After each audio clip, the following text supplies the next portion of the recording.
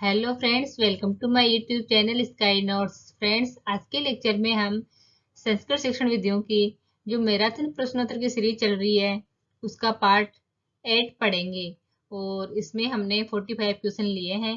तो बने रहिए मेरे साथ। चलिए शुरू करते हैं। क्वेश्चन नंबर 251 है, हर्बर्टीय पंचपदा उचितः कर्मो अस्ति।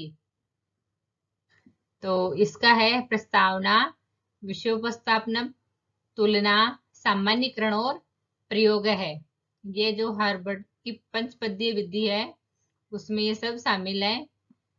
तो ऑप्शन ए इसका आंसर बिल्कुल सही है। आगे है क्वेश्चन नंबर 252, हर्वर्टीय पाठ योजनायाम द्वितीय पदम अस्ति। हर्वर्टीय पाठ योजना का द्वितीय पद कौन सा है? तो इसका है प्रस्तुतिकरण और इसको विषय उपस्थापन भी कहते हैं। तो ऑप्शन सी बिल्कुल सही है इसका आंसर।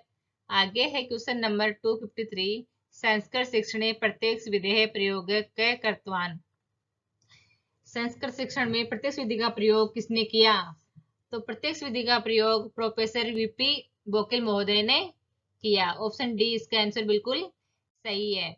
आगे है क्वेश्चन नंबर 254, कक्षा नायक विधोरयम लाभो वर्तते।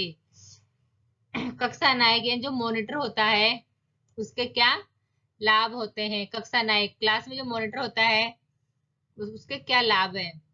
तो गुरु अनुपस्थित अपि शिक्षणम, गुरु की अनुपस्थिति में भी शिक्षण करवाता है। अनुशासनार्थम सहयोगे, अनुशासन में सहयोग देता है। गुरु कार्य भारत से न्यूनता, गुरु के कार्यभार में थोड़ी कमी आ जाती है, थोड़ी हेल्प कर देता है गुरु की वो। सर्वे अपी तो इसमें सभी हो जाएंगे। ये एक मॉनिटर के सब काम है। तो ऑप्शन डी इसका आंसर हो जाएगा। आगे है क्वेश्चन नंबर 255, मुख्य रूपेण संस्कृत भाषा शिक्षण उद्देश्यम अस्ति। मुख्य रूप से संस्कृत भाषा शिक्षण का उद्देश्य क्या है? संस्कृत भाषायाम दक्षता प्रदानम, संस्कृत भाषा में दक्षता प्रदान करना। ऑप्शन ए इसका आंसर बिल्कुल सही है। आगे है क्वेश्चन नंबर 256, श्रवण कौशल से उद्देश्य अस्ति। श्रवण कौशल का क्या उद्देश्य है? श्रुत्वार्थम, श्रुत्वा अर्थ ग्रहणम, सुनकर के अर्थ ग्रहण करना। ऑप्शन डी इसका आंसर बिल्कुल सही है। आगे है क्वेश्चन नंबर 257, ध्वनि विज्ञान संबंधी कौशलम भवति। ध्वनि विज्ञान से संबंधित कौशल कौन सा है? श्रवण, भाषण, सुनना और बोलना, ये ध्वनि विज्ञान से संबंधित कौशल है। ऑप्शन बी इसका आंसर बिल्कुल सही है। आगे है क्वेश्चन नंबर 258, पठन कौशल से उद्देश्यम अस्ति। पठन कौशल का क्या उद्देश्य है? पठित्वार्थ ग्रहणम, पढ़ कर के अर्थ ग्रहण करना। ऑप्शन सी इसका आंसर बिल्कुल सही है। संस्कृत भाषायाः शिक्षणाय कौशलानां स्वाभाविक क्रमः विद्यते। संस्कृत भाषा में शिक्षण के जो कौशल है उनका क्रम क्या है? तो है श्रवणम, भाषणम, पठनम, लेखनम। सुनना, बोलना और पढ़ना और लिखना, ये इसके क्रम वाइज है। ये पूरे क्रम के अनुसार है चारों कौशल। ऑप्शन ए इसका आंसर बिल्कुल सही है। आगे है क्वेश्चन नंबर 260, लेखन कौशल शिक्षण से उद्देश्यम अस्ति। लेखन कौशल शिक्षण के क्या उद्देश्य हैं? लेखन कौशल से विकास है, लेखन गते है विकास है, विरामादि चिह्नानां प्रयोज्ञानम, एतानि सर्वाणि उद्देश्यानि। तो ऑप्शन डी इसका आंसर बिल्कुल सही है। ये सब हैं जो लेखन कौशल के उद्देश्य हैं। आगे है क्वेश्चन नंबर 261, पठन कौशल से विधि वर्तते। पठन कौशल की विधि कौन सी है? अभिव्यक्ति विधि। ऑप्शन बी सही है इसका आंसर। आगे है क्वेश्चन नंबर 262, कस्मिन् कौशले वर्तनीम अधिकम महत्वम दीयते। किस कौशल में वर्तनी को अधिक महत्व दिया जाता है? लेखन कौशले, लेखन कौशल में। ऑप्शन सी इसका आंसर सही है। आगे है question number 263, professor VP Bokil महोदय संस्कृत शिक्षणे कस्य विधेय प्रयोगे कृत। प्रोफेसर वीपी बोकिल महोदय ने संस्कृत शिक्षण की किस विधि का प्रयोग किया? तो जो प्रत्यक्ष विधि है उसका प्रयोग किया है बोकिल महोदय ने। आगे है क्वेश्चन नंबर 264, संस्कृत अध्यापक से मुख्य कर्तव्य भवति। संस्कृत अध्यापक का मुख्य कर्तव्य क्या है? संस्कृतेन पाठनम। ऑप्शन सी इसका आंसर सही है। आगे है क्वेश्चन नंबर 264, माध्यमिक शिक्षा आयोग से अपरम नाम। माध्यमिक शिक्षा आयोग का दूसरा नाम क्या है? मुदालियर आयोग है। मुदालियर आयोग। ऑप्शन बी इसका आंसर बिल्कुल सही है। आगे है क्वेश्चन नंबर 265, विश्वविद्यालय शिक्षा आयोग से अपरम नाम। विश्वविद्यालय शिक्षा आयोग का दूसरा नाम क्या है? तो राधा कृष्णन आयोग है। ऑप्शन सी है इसका आंसर। आगे है क्वेश्चन नंबर 266, शिक्षा संविधाने कस्याम सूच्या निर्दिष्टा वर्तते। तो यह है शिक्षा है वो संविधान की किस सूची में निर्दिष्ट है? तो समवर्ती सूची में। Option C. आगे है क्वेश्चन नंबर 267, योजनाया है अभावे शिक्षण कार्य भवति। योजना के अभाव में शिक्षण कार्य होता है अरोचक और उद्देश्यहीन। ऑप्शन डी इसका आंसर बिल्कुल सही है। आगे है क्वेश्चन नंबर 268, शिक्षाया प्रमुख अंगम किम। शिक्षा का प्रमुख अंग क्या है? तो छात्र है वो शिक्षा का प्रमुख अंग है। आगे है क्वेश्चन नंबर 269, व्याख्यान पद्धति प्रमुख दोषः वर्तन्ते। व्याख्यान पद्धति के प्रमुख दोष हैं अध्यापक केंद्रिता, मनोवैज्ञानिकी, नीरस पद्धति है, सर्वे है। तो जो व्याख्यान पद्धति है उसके ये सब दोष हैं। ऑप्शन डी इसका आंसर बिल्कुल सही है। आगे है क्वेश्चन नंबर 270, श्रवण कौशल से साधनम नास्ति। श्रवण कौशल का साधन नहीं है। तो इसमें देखो आकाशवाणी, दूरवाणी, ध्वनि मुद्रण यंत्रम, ये सब श्रवण कौशल की साधन है। और जो पुस्तक है वो श्रवण कौशल का साधन नहीं है। तो ऑप्शन डी इसका आंसर बिल्कुल सही है। आगे है क्वेश्चन नंबर 271, वैदिक काले अस्मादेव संस्कारात परम शिक्षाया प्रारंभ है। वैदिक काल में कौन से संस्कार के बाद शिक्षा का प्रारंभ होता था? तो वह उपनयन संस्कार के बाद में शिक्षा लेने के लिए बालक को गुरुकुल में भेजा जाता था। ऑप्शन डी इसका आंसर बिल्कुल सही है। आगे है क्वेश्चन नंबर 272, राष्ट्रीय शिक्षा नीति विद्यालय उद्घाटिता। तो राष्ट्रीय शिक्षा नीति में विद्यालय जो नवोदय विद्यालय है वो है। आगे है 273, मुख्यानि भाषा कौशलानि सन्ति। भाषा के जो मुख्य कौशल हैं वो कौन से हैं? 4 कौशल हैं, श्रवण, भाषणम, पठनम और लेखनम। चत्वारि। ऑप्शन डी सही है इसका आंसर। आगे है क्वेश्चन नंबर 274, मौखिक संप्रेषण से अपरम नाम। मौखिक संप्रेषण है उसका दूसरा नाम क्या है? तो ऑप्शन ए है शाब्दिक संप्रेषणम। आगे क्वेश्चन नंबर 275, समानार्थक शब्दानाम प्रयोगम क्रियते। तो समानार्थक शब्दों का प्रयोग किया जाता है अक्सर सह अनुवादे।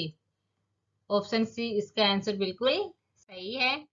आगे है क्वेश्चन नंबर 276, प्रशिक्षण से उद्देश्यम अस्ति। प्रशिक्षण का उद्देश्य क्या है? शिक्षण कौशल है विकास है, शिक्षण कौशलों का विकास।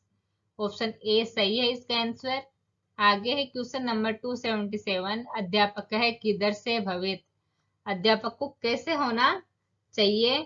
तो ज्ञानवान, अध्यापक को ज्ञानवान होना चाहिए। Option D. आगे है क्वेश्चन नंबर 278, भाषा शिक्षणम एका प्राकृतिक प्रवृत्ति अत्र शिक्षण सिद्धांत वर्तन्ते। तो यह है स्वाभाविकता सिद्धांत है। Option A. आगे है क्वेश्चन नंबर 279, मौन वाचन से उद्देश्यम अस्ति। तो वाचन गते वर्धनम, वाचन की गति को बढ़ाने के लिए मौन वाचन किया जाता है। ऑप्शन ए इसका आंसर बिल्कुल सही है। आगे है क्वेश्चन नंबर 280, आगमन विधौ भवति, आगमन विधि होती है। पहले इसमें उदाहरण देके फिर बाद में नियम बताया जाता है। प्रथमम उदाहरणानि तदंतरम नियमीकरणम, पहले उदाहरण दिया जाता है फिर नियम बताया जाता है। आगे है क्वेश्चन नंबर 281, वाचनम व्याख्या विचार विश्लेषणम च अस्य प्रमुखानि तत्वानि, तो जो है वाचन व्याख्या विचार और विश्लेषण ये प्रमुख तत्व हैं। तो ये गद्य के प्रमुख तत्व हैं गद्य से। ऑप्शन डी इसके आंसर बिल्कुल सही है। आगे है क्वेश्चन नंबर 282, कस्मिन् विधौ शिक्षके शब्दानां मूल शब्द मूल धातुम उपसर्गान प्रत्ययान विश्लेषणं कृत्वा अध्यापयति। व्युत्पत्ति विधि, जो व्युत्पत्ति विधि है उसमें शिक्षक शब्द मूल शब्द मूल धातु उपसर्ग प्रत्यय का विश्लेषण करके अध्यापन करवाता है। ऑप्शन सी इसका आंसर बिल्कुल सही है।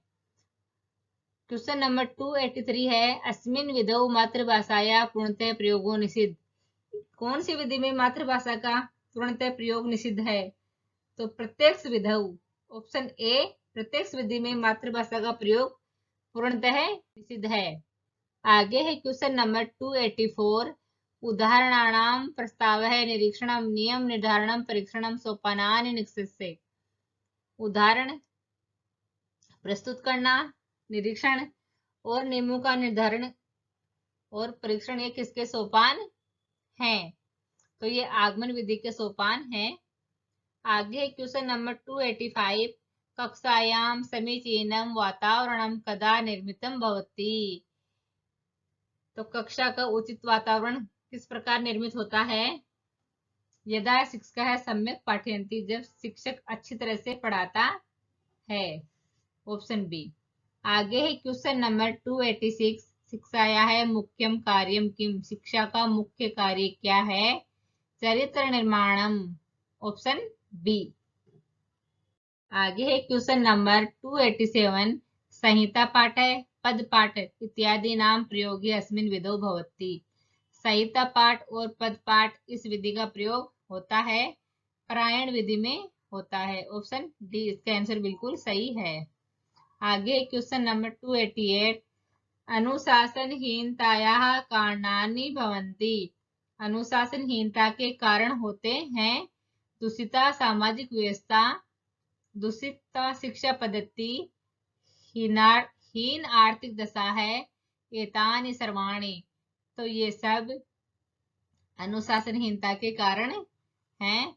तो ऑप्शन डी इसका आंसर सही है। आगे है क्वेश्चन नंबर 289, किम विधेयम अनुशासित है, तो किस विधि से अनुशासन होता है? अनुशासन से महत्वम बोधनीयम।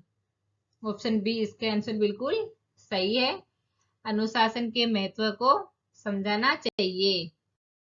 आगे है क्वेश्चन नंबर 290, पाठ्य विषयेषु कोऽपि छात्रः दुर्बलश्चेत् अध्यापकत्वेन भवतः कर्तव्यं किं स्यात्, पाठ्य विषय में कोई भी छात्र दुर्बल है तो अध्यापक क्या करेगा? दुर्बलता ज्ञात्वा तत् दूरीकर्तुं प्रयत्नम, दुर्बलता को जानकर उसको दूर करने का प्रयत्न करेगा। ऑप्शन ए इसका आंसर बिल्कुल सही है। क्वेश्चन नंबर 291, शिक्षकेण प्रत्येक छात्रेण सह कथं व्यवहार कर्तव्यं, तो है मित्रवत, शिक्षक को प्रत्येक छात्र के साथ मित्रता का व्यवहार करना चाहिए, मित्र के समान। ऑप्शन बी इसका आंसर बिल्कुल सही है।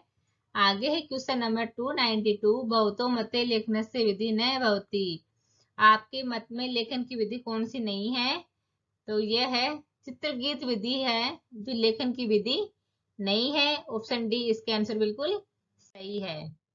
आगे है क्वेश्चन नंबर 293, अत्र विश्वसनीय परिणाम न प्राप्यन्ते, यहाँ विश्वसनीय परिणाम नहीं प्राप्त होते हैं।